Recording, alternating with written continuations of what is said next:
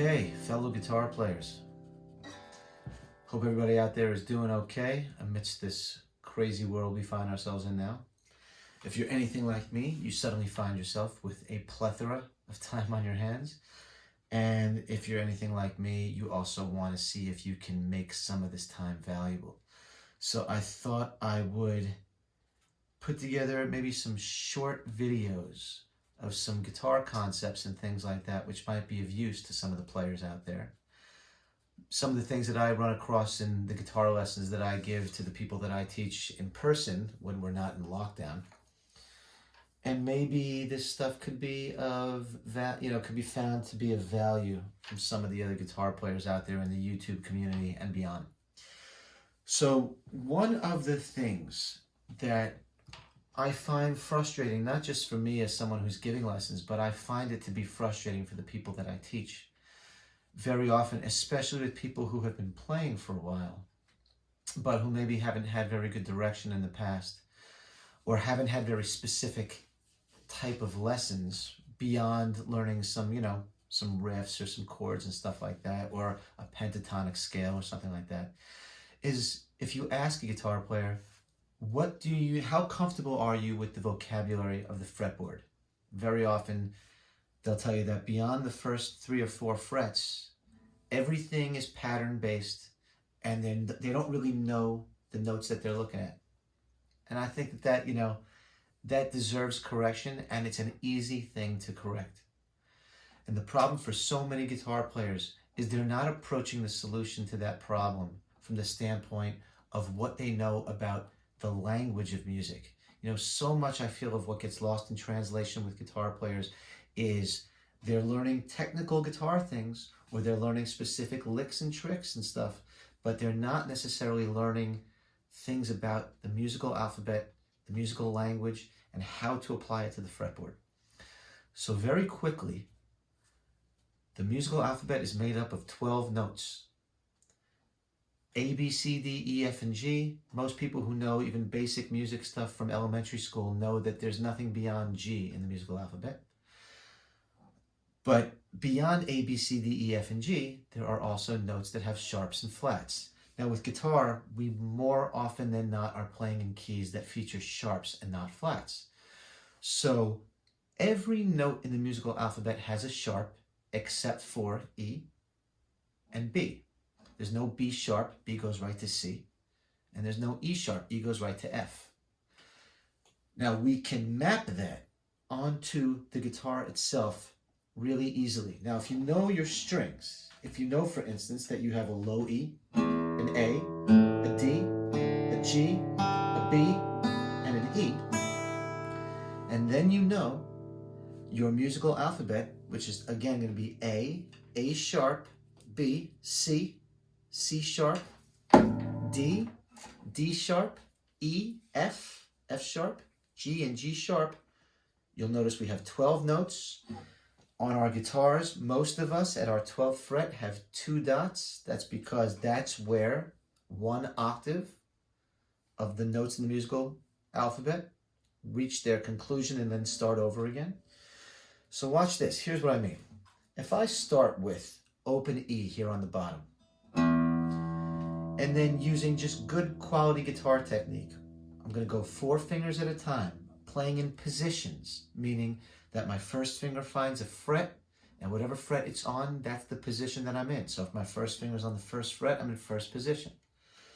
And now, if I play 1, 2, 3, 4 consecutive frets, those are the next 4 notes in the musical alphabet. So if I start with E, and I remember that there's no E sharp, then I know that this is F, and F sharp, and G sharp. And what happens when I reach the end of the musical alphabet? I obviously have more notes going this way. I don't continue with notes that don't exist. I go from G sharp back to the beginning. G sharp is the end, so I go back to A, and then A sharp and B. And since there's no B sharp, I go to C. I've reached the end of a position again.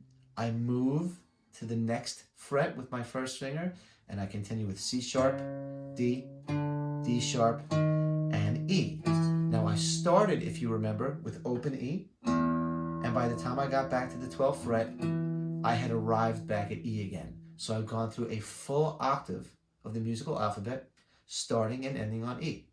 Now that rings true with all of the rest of the strings. So the easiest one, of course, to do would be the one where we start from the beginning of the musical alphabet. So my 5th string is A.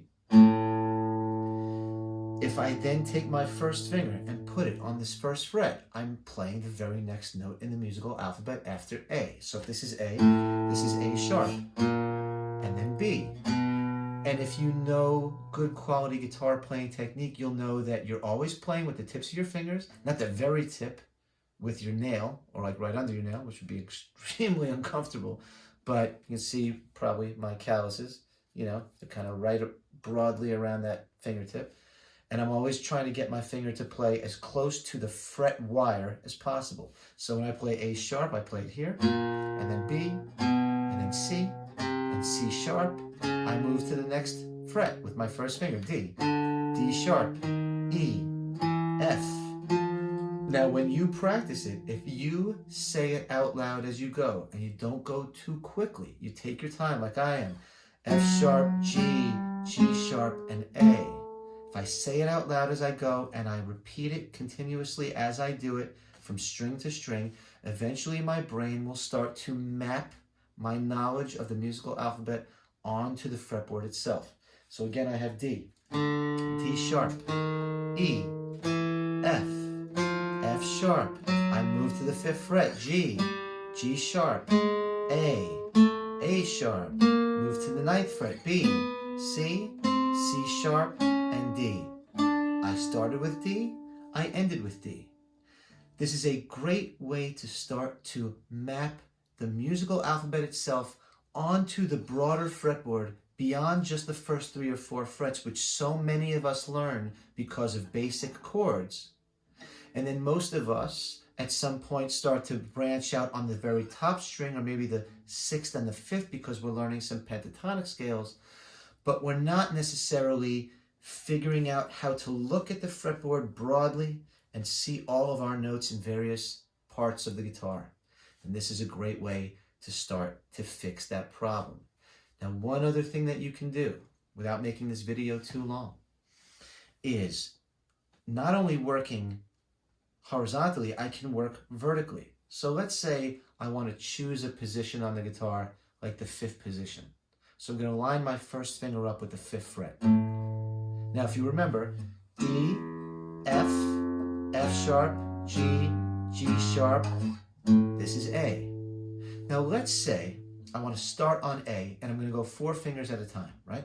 A sharp, B, C. But now I'm not going to continue this way. Now I'm going to continue vertically. I'm going to go down. Well, how do I know what this note is if I haven't necessarily memorized everything yet?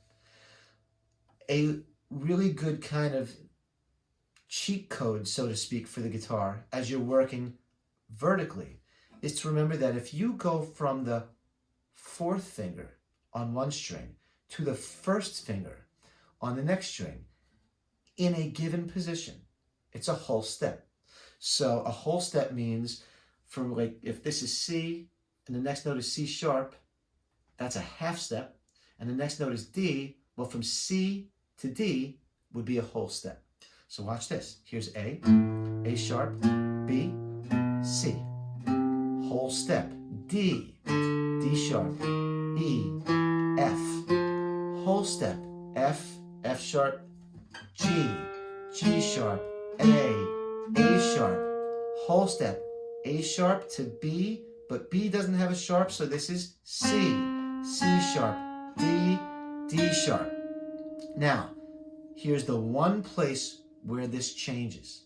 From the 3rd string to the 2nd string, because of the intervals between the 2 strings, which I could talk about in another time. From the pinky to the 1st finger is not a whole step, it's a half step. So if this is D sharp, this is E. Then F, F sharp, G, whole step, A sharp, B, and C.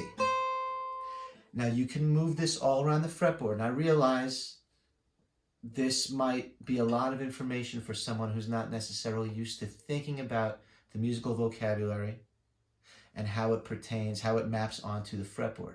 But I promise you that if you break it down slowly, you do these things, you know, one note at a time, just trying to think of your alphabet, trying to think of your notes, trying to think of good, clean guitar technique.